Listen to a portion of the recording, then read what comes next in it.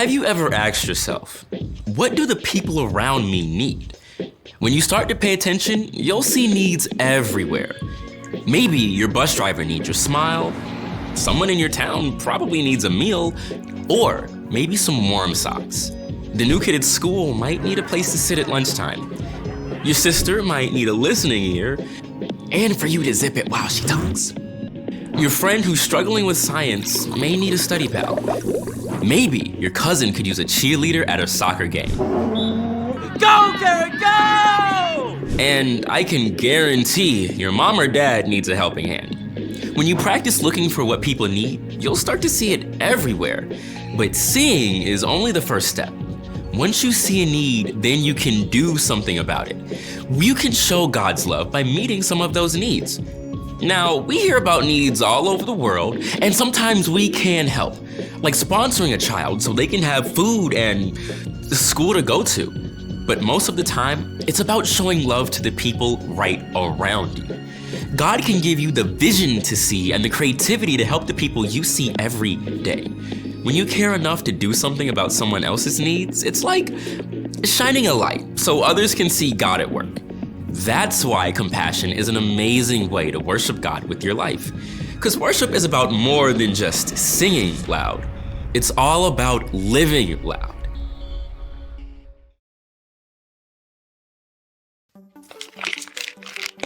Some nuts, dried fruit, more dried fruit. Chocolate, definitely chocolate. Hey, today we're taking a look at the story of how Jesus served up a big lunch to a big crowd.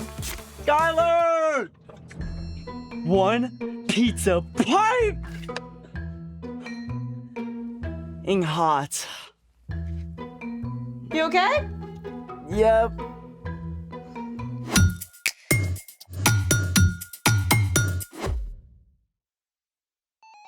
Hey guys, I'm Skylar. And I'm Sebastian. This month, we're talking about how following Jesus changes the way we treat others. Right, Sebastian?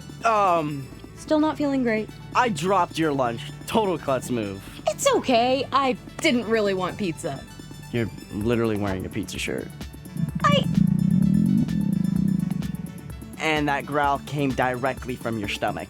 Okay, but that's besides the point. I mess up all the time. Mistakes and accidents happen. You're worth so much more than a dropped pizza. I guess. I just want to go back and change the great pizza catastrophe of 24. How about we make our own instead? Make our own pizza with what? The Stoy Lab always comes through.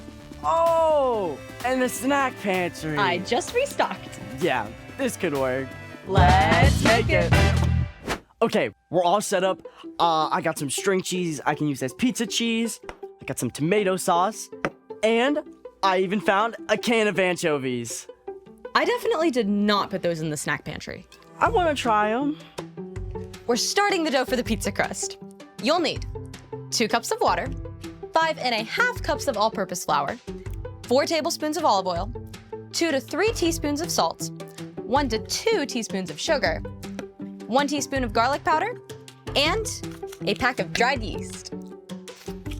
Step 1, activate your yeast.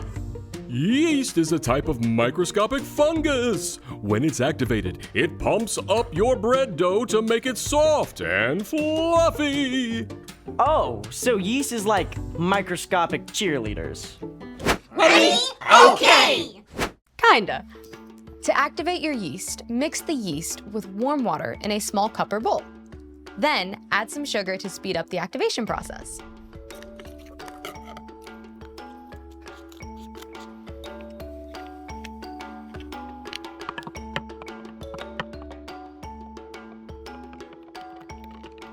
Step 2. Use a sifter to sift the flour into a large bowl and mix it up really well with salt and garlic powder. We'll need these. This is why cleaning your workspace is very important.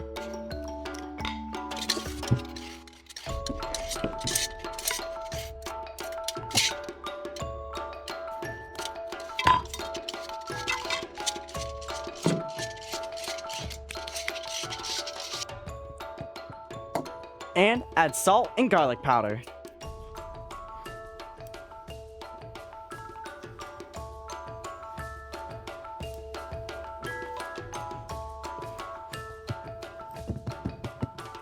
Step 3, add in the olive oil. And you'll want to stir.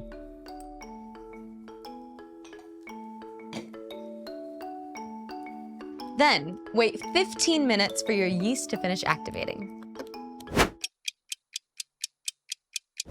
Whoa, I see little bubbles. That's a sign that our yeast is up and ready. Yay! Go team! Step 4. Gradually add your activated yeast to your dry ingredients and mix it up.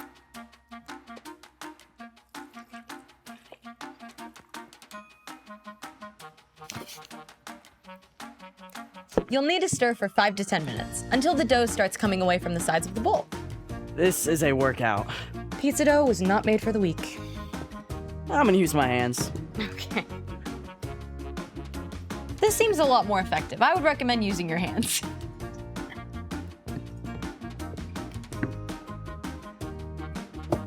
Can you move my cheese and tomato sauce?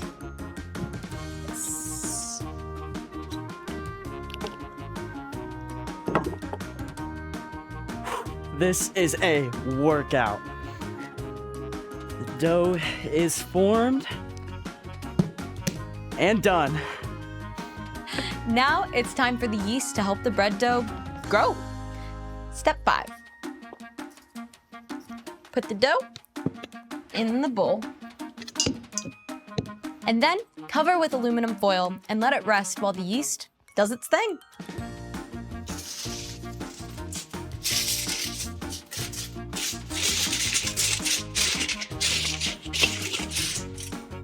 When you add yeast to water and flour to create dough, the yeast eats up the sugars in the flour and gives off a mixture of ethanol and carbon dioxide gas. The team's all here! The gluten in the dough traps the carbon dioxide gas, preventing it from escaping.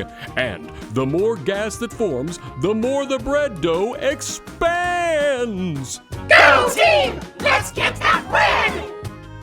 Oh, so the yeast makes the dough blow up like a balloon, and that's why it makes bread so fluffy. You got it. Now that the dough is covered, let it sit for 1 to 2 hours. See ya.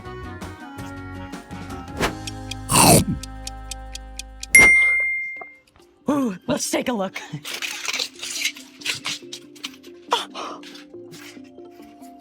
It's like double the size. Wow, it's huge. Yep, that's the yeast at work. Now, we just have to roll out the crust, add the toppings, and bake. Awesome. And speaking of all things bread, it's time for... The story before the story. Today we're in the book of John, which tells the story of Jesus. John was one of Jesus' closest friends. He recorded stories from the life of Jesus. John described several important miracles that point to Jesus being the Son of God, so everyone would believe. Jesus did so many amazing things, and John was always right by his side. Which is where our story starts. Take it away. Hey everyone, I'm Erica. Today's story is a feast for the mind and soul. One day, Jesus and his disciples sailed across the Sea of Galilee. However, a huge crowd of people who had seen him do miracles was hot on his trail. Hey, isn't that the guy who was healing people? It is! Where's he going? I totally want to ask for his autograph. Me too. Let's follow him. Yeah! Jesus went up onto a mountainside and sat with his disciples. But as he looked down, he saw the huge crowd approaching quickly. We want Jesus! We want Jesus! Wow, that's a lot of people. It was high time for a meal, but there were thousands of people and no easy way to find food for all of them. Where can we buy bread for these people to eat? Even if we could buy enough bread for each person to have just a bite, it would take more than half a year's pay. Philip was spot on. The crowds were hungry, and the disciples didn't have the money or food to feed them. The only thing that made sense was to send them away to fend for themselves. But not everyone had come unprepared. One little boy had brought some food. Jesus, this boy here has 5 loaves of barley bread and some small fish that he's willing to share. My mama said sharing is caring. That's great, kid, but how far is this gonna go with that giant crowd? Have the people sit down. If you say so. There were more than 5,000 people present, maybe more than 10,000. Jesus had everyone sit down on the mountainside, and then Jesus took the loaves and gave thanks. Oh, hey, are we getting snacks? Yummers! Jesus began passing out the loaves and fish to the crowd. Somehow, there were always a few more pieces, and then more and more and more, until everyone ate as much as they wanted. Hold up. Didn't we only pass out like 7 things? I'm no mathematician, but... After everyone had finished, Jesus told the disciples to collect the leftovers. They gathered what was left and filled, get this, 12 whole baskets with the remaining bread and fish. 5 loaves plus 2 fish divided by 10,000 times average person size minus 100 quotient. It's a miracle, Andrew. Leave the math to Matthew. The little boy didn't have much, but he chose to give what he did have to Jesus, who used that one small gift to perform a miracle that fed thousands of hungry people. The end. Can you imagine infinitely multiplying snacks? If I was in that crowd, I wonder if I would have shared my food. Well, the kid sure didn't have to share. I mean, he never imagined it could feed everyone, but he chose to step up anyway. So, what's our part in the story? Well, you may not feel like you have a lot to give, but when you choose to trust Jesus and offer what you have, he can use it to meet the needs of other people in a big way. That's what true compassion looks like. Compassion is caring enough to do something about someone else's needs. That can also be the simple stuff, right? For sure. Like, say a friend forgot their lunch. You can share half of your sandwich. It's a great way to show compassion like Jesus. And it's more than just food. Yeah, exactly. You could share your favorite game or toy or book. Or you can share a special skill or talent. Like, if you're great at math, you can help your friend with their homework. And if you're good at art, you could share a silly drawing with your friend who's feeling down. You got it. You can even give your time to meet others' needs, like helping your mom collect canned goods for people who don't have enough food. Or smiling at everyone you meet when you go to visit your great-grandma at the nursing home. Sounds like we gotta get creative. Keep our eyes open. That's right.